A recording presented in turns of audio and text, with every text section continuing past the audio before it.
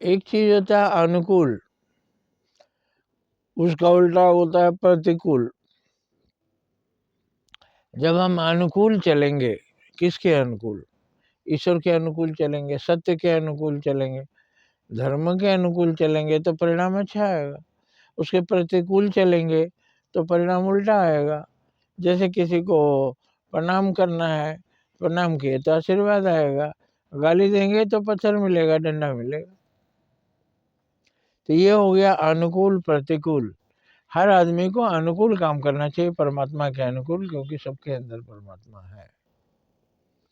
अब अनुकूल ये हो गया कि कुत्ता बैठा है, अब हम खाना खा के निकले, एक टुकड़ा दे दिए, खाया, और वो आशीर्वाद देता है। मन मन में उसका आशीर्वाद, उसका धन्यवाद हमको दिखाई देता है, सुनाई भी देता है।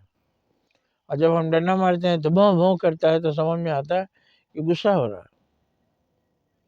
तो जानवर को भी प्यार देते हैं, गाय के पीठ पर हाथ फेरते हैं, गाय का रोम रोम खिल जाता है, अधिक दूध देती है। गाय भी चाटने लगती है, अपना सिर हिलाने लगती है।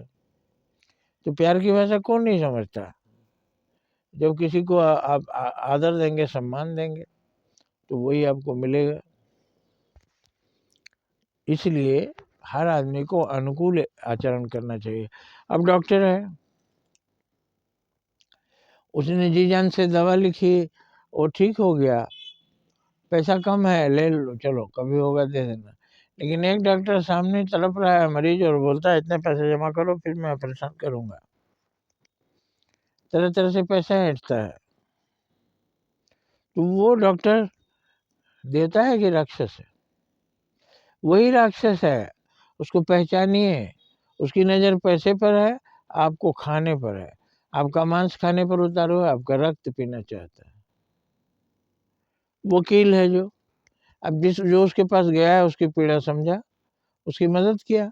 अगर वो गलत है तो समझाया कि तुम अपने गलत को सुधार करो, मैं कैसे तुम्हारे गलत काम को अदालत में जाके कहूँगा कि ये सही आदमी है।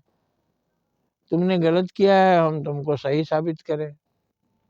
तो ये तो भगवान न सुन रहे हैं ना, तो हमको भी तो नरक जाना होगा। चलो तुम्हारा हम काम बनाते हैं, उस आदमी से संधि करवा देते हैं। तो अगर एक वकील या एक जज दोनों का भला चाहता है तो सबको सही रास्ता दिखाए। लेकिन यहाँ वकील जिसका पैसा खाता है, चोर ज़्यादा पैसा देगा इसलिए उससे ज़्यादा पैसा खा करके उसको बताता है ये सही आदमी है। अपने मुवक्किल को धोखा देता है, उसका केस ढंग से नहीं लड़ता, पैसा खूब वसूलता है। पैसा खूब वसूलता है, यहाँ तक वसूलता है कि सामने वाला प्रतिद्वंदी से मिल जाता है, उससे पैसे खाकर अपने मुवक्किल से भी पैसे खाता है, मुवक्किल को हरा भी देता है। वो वकील है कि राक्षस? देवता है कि राक्षस? हर आदमी देवता है राक्षस है। जब वो अच्छा काम कर रहा है तो देवता, और बुरे काम कर रहा है तो राक्षस। इस तरह से कोई देश का नागरिक है, किसान है, सैनिक है, अगर अपने ड्यूटी के प्रति वफादारी करता है तो देवता, और ड्यूटी से गद्दारी करता है तो राक्षस। तो राक्षस बहुरूपिया है, हर रूप में बैठा हुआ है। उसको पहचानना पड़ेगा राक्षसों को। जगह जगह रूप बनाकर सीता को हरने के लिए सन्यासी बनकर आया था रावण, लेकिन वो सन्यासी था, वो तो राक्षस था। इस तरह से राक्षस भले लोगों को ठग लेते हैं। शिक्षक है, क्लास में नहीं पढ़ाएंगे, घर में और ट्यूशन पढ़ाएंगे। वो शिक्षक अपने आईने में देखें तो वो एक लुटेरा है, शिक्षक नहीं।